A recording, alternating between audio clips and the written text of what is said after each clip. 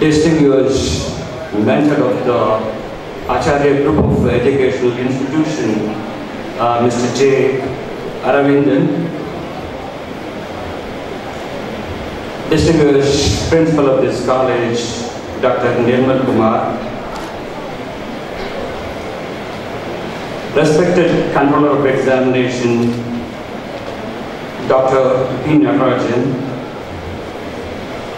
head of the Department of Commerce, Dr. K. Jayapal, a young and handsome entrepreneur, Dr. Mr. Elumalai, other dignitaries on the dais, and happy-looking ladies and handsome young men of this college. Let me also thank the mentor and the institution for giving me an opportunity to address you. Do you know what is the average time span for listening? How long you can listen? What is the average time span a human being can listen? What is the time span? 40 minutes? So it is the magical number of 7 plus or minus 2. The time span is only 9 minutes. Already you have been listening for 1 hour. And I will start with a story. Alexander the Great entered India, and it was raining in India at that time. River Jhelum was in spate or in floods. Alexander crossed the river in the cover of darkness and defeated Porus in the year 327 BC. Rain played a part in the victory of Alexander. Nearly 1,500 years later, another reign played a part in the Indian history. It was the war between Tipu Sultan and Robert Clive, the 4th Anglo-Mysore War in the year 1799. The day before the war, it rained again. The British covered the cannons, but Tipu Sultan's cannon remained in the rain. In the morning, Tipu Sultan cannons failed to fire, but the British did. Tipu was killed. Srirangapatnam and British East India Company came to rule the country from that year. So the British ruled the country from that year to 1857. That was done by a company ruled India. A company ruled India, the British East India Company, till 1857. But in the year 1857, what we know about the Sepoy Mutiny, or the first war of independence, the Sepoys of the British Army rose in revolt against the British, and the company handed the power to the British Raj. So the British ruthlessly exploit the country from the year 1857. This is what I want you to know. The British ruthlessly exploited the country from the year 1857. Initially in the form of trade. Not only that, India also paid the salaries of the British Army, civil officers, even pensioners. And our agriculture was destroyed by land tax and later by converting agricultural fields into cotton fields, jute, indigo, opium for the British industries. One of the reasons for the many famines in India between 1857 and 1900. Indian silk, cotton and other handicraft industries destroyed in favor of the British. Not only that, Indian soldiers were used in the 2 world wars. In World War I, 1 million Indians participated in World War I and 70,000 died in that war. And in the Second World War, 2.5 million Indians participated in the Second World War and 80,000 died in that war. Not only that, Indians replaced the slaves in British colony when slavery was abolished. So that's why so many Indians are there around the world, South Africa, Sri Lanka, and many places. To make a long story short, Indian economy was in shambles when the British left. So Indian economy was in shambles when the British left. Do you know what is the growth rate of India between 1900 and 1950? The growth rate of India between 1900 and 1950, it was 0.5%. The growth rate of India when India got independence was 0.5%. That's why we framed the first industrial policy. We are talking about startup now. We are starting about startup now in 2018. But in the early years, 1956, India started to industrialize, and we continued the policy till 1970. So the first industrial policy placed emphasis on heavy industries. So there was no heavy industry in India at that time. So for making machines, machinery for making machines, capital goods industry, and also an important role was assigned to public sector. So now we are dismantling all the public sector. At the time we started the public sector. And private investments according to the needs of the country. Private investment was allowed only according to the needs of the country. So that is why there was a lot of licenses and quota. That's why we call the previous regime as the license Raj. We call it the license Raj because only certain industries, private investments allowed, and also India gave technological self-reliance was also given an important, and there was reservation for small-scale industries in the industrial policy. So what was more important was why India developed later on was giving importance to education. India gave importance not only to primary and secondary education, but also higher education and development of science and technology.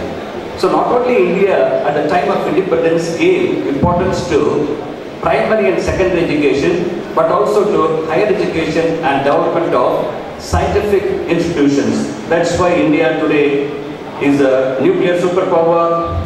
So we can launch satellites, and India built the first supercomputer, and we topped the pharma industries. This is all because of the educational policy then. There was another reason why India adopted planned development. Do you know how long it took America to become a superpower? How long it took for America to become a superpower? So America is now called as the only superpower in the world. America is now called as the only superpower in the world. So do you know how long it took America to become a superpower? It took America 300 years to become a superpower. It took India 300 years to become a superpower. Do you know how long it took for Soviet Union to become a superpower?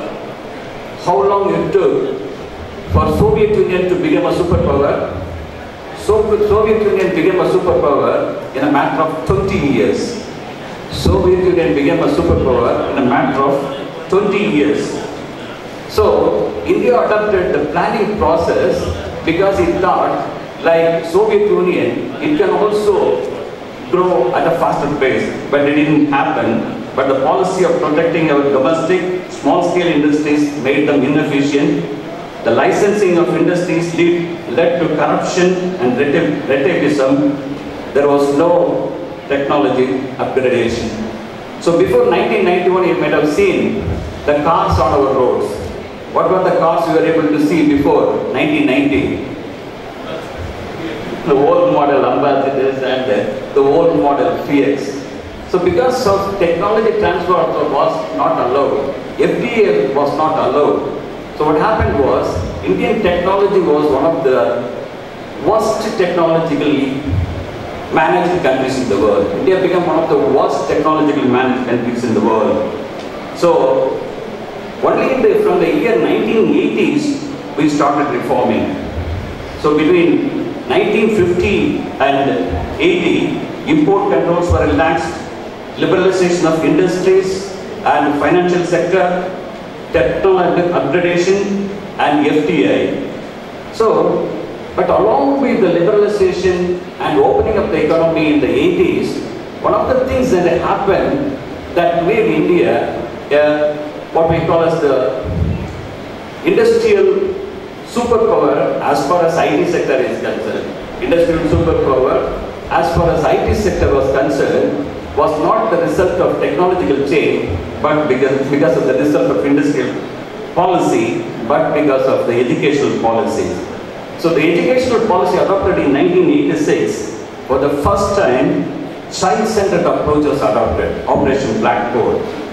So the first time, a common educational structure, what we are studying now, 10 plus 2 plus 3 was evolved. So only in 1986, we started having a common structure, 10 plus 2 plus 3 for the whole India. So we also thought of quality, access and affordability in higher education. And we started rural universities, we gave autonomous status, we also concentrated on adult education, and we started a lot of distance learning centers. And basically, most basically, our curriculum was redesigned for the new century. Curriculum was redesigned. So, and entry of private sector in higher education in a big way. That's why we have colleges like this. Entry of private sector in education in a big way. But what happened was, in the year 1990, Indian economy was bankrupt. The year 1990, Indian economy was bankrupt. So we had foreign exchange for only 15 days. We had foreign exchange. India faced fiscal deficit, trade deficit, and current account deficit. So India has to borrow money to stay alive. In the 1990s, one of the worst crises, India sold its gold. India sold its gold to British banks. That's why we started the 1991 structural reform and the national government, not because we wanted it, but because IMF and World Bank wanted it. We started the reform process not on our own, but IMF and the World Bank wanted it. So, with the collapse of Soviet Union in 1991, the Soviet model or the communist model is no longer tenable. Soviet Union has collapsed in the year 1991. So the only alternative model is what we call as the supply side economics or monetarism, followed by the Western countries, are popularly known as the Washington Consensus. Washington Consensus, promoted by Milton Friedman. So that's why government control is limited to only money supply. Milton Friedman wanted government should do only one thing in the economy. You should control the money supply, control the interest rate, leave the rest to us. We will do it, we will manage the economy. The private sector can do it. So that's why, because of that, we adopted policies. The major points of the reform are trade liberalization, balancing budget, removing price control and state subsidies, encouraging more investment, FDI and FFI, improving governance and controlling corruption. So this process started, India started growing and the economy started picking up. Then the year 1995, WTO, World Trade Organization was established. The economy was open to the world. In 1991, we started liberalizing and privatizing. From 1995, the world economy entered Indian economy. So our economy was opened up and there was free flow of money, goods, services throughout the world. So from the 2000, Vajpayee government continued the policies. From the year 2004 to 2008, Manmohan Singh government continued the policies and the growth rate touched 8%. So in the year 1950, our growth rate was 0.5%, and in the year 2004, for the first time in the world, Indian economy touched a growth rate of 88%. 8%. So because of liberalization, privatization and globalization. So the main factor was educational reform. So why India's growth rate picked up was mainly because of the educational reforms carried out earlier. So India's IT revolution was possible because there was a large pool of technical manpower in the country. So why India became an IT superpower? Because there was a large pool of manpower in the country. So in the year 2008, economic meltdown, American economy suffered a setback, and I was in America at that time. So I was in America in 2010, and I saw in America, particularly in the Silicon Valley, and around the Silicon Valley in Santa Clara and Milpitas and several other places around the Silicon Valley, I found parks closed, libraries closed, social security not given, food coupons and shelter for the poor. So America was suffering in 2010, but India was not doing badly. So America was suffering and rest of Europe was suffering during the years 2008 to 10, but India was suffering thanks to our policies. So from the year 2008 to 2012, India suffered a crisis, but the major problem was inequality increased and several rural development programs were introduced in the year. So in the year 2012, Indian economy grew, but the GDP of the industrial sector was only 22%. So the Indian economy grew. The problem or the paradox was industrial revolution bypassed India. So the progress of economy in any country will be normally first agriculture, then industrial, then services sector. But what happened in India was agriculture sector developed, then industry should have developed, but it didn't happen. What happened was the service sector grew, and you know that agriculture contributed nearly 18% of the GDP. Industrial sector still contributes only 22%, and services sector nearly 58%. So the services sector, that is why India's growth was driven by not by industrial development but by services sector. So first it started with the IT revolution, and then it started with real estate revolution and retail revolution, and the industries have stagnated. So we have to reinvent industries, as we have to say. If India has to develop, if the manufacturing sector has to develop, India has to develop its industries. That is why this government introduced Make in India program.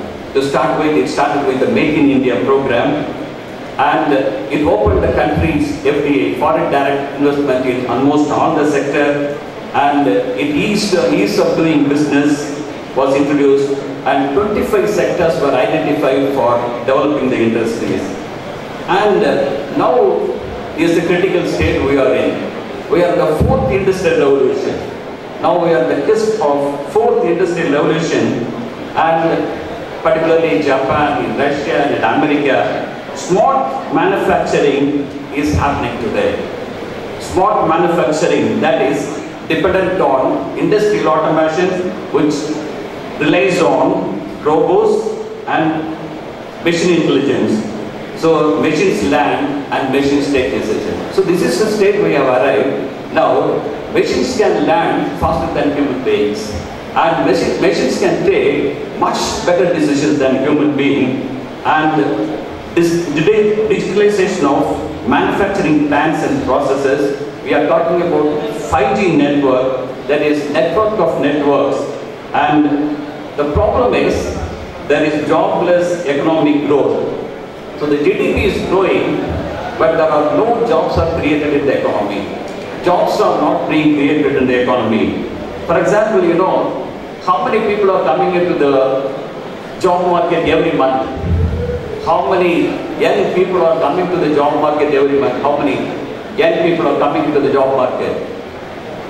10 lakh young men are coming into the job market every month. 10 lakh young men are coming into the job market every month. Do you know how many get jobs? How many get jobs? only 2.3 lakh people get jobs. Nearly 7 lakh people do not get jobs in India today. So, and again, the financial services, real estate, professional services, government, defense, which used to provide employment, have stopped giving employment. The financial sector is not providing employment, real estate is not providing employment, professional services are not providing employment today. So, what is happening today, for the first time, 12 million people are going back to agriculture in India. For the first time, not coming from agriculture to industry, what is happening today in India is, the reverse is happening. People are going back from industry to agriculture because there are not enough jobs in industry. So, another sad fact is, 90% of the graduates are not employable. So what is happening is, industry finds only 10% of the graduates employable. Industry finds only 10% of the graduates employable, 100% of the graduates are not employable. So that's why today the startups were started.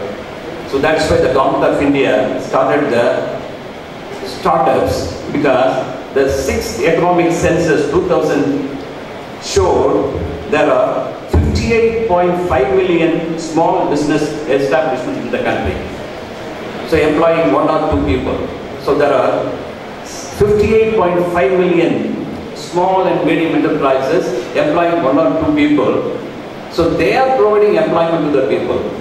Not industry, but the small and medium sector is providing employment to the industry. So that's why the Indian government, the Prime Minister announced on 15th August 2015 for the ramparts of the Red Fort. So we will launch a program called Startup. The program was launched in 2016, and enterprise registered in India not prior to 7 years. So we had a lot about, Dr. Narayan talked a lot about the startups in India. So I need not go into it. So what is needed is, how we can tackle this problem. So we are talking about entrepreneurship, we are talking about entrepreneurship, and also startups, new establishments. How we can solve the problem? So I was traveling through Europe and America. Last year I traveled in America, and this year I visited parts of Europe. What they are trying to do, so they are also facing the same problem.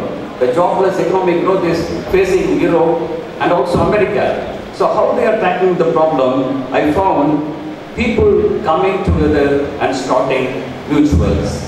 People coming together, and what they are starting? They are starting mutuals to help themselves. So what we need is, today is social capital and concern for community. So what we have to, as it is said, reinventing of the wheel. So we have to go back to the traditional values. So that is the only way. By cultivating social capital and concern for environment, and also for the traditional values. So that's the most important thing I want to insist is, what we need today in India is love for fellow citizens. That is what Vivekananda said in the Chicago Congress. The 2 important things we need in this world is tolerance and love. So with these words, I wish you all the very best in life. So one day you will all become entrepreneurs and bring laurels to these great institutions. With this word, I thank the institution again, and thank you one and all. Thank you. Achariya, world-class education.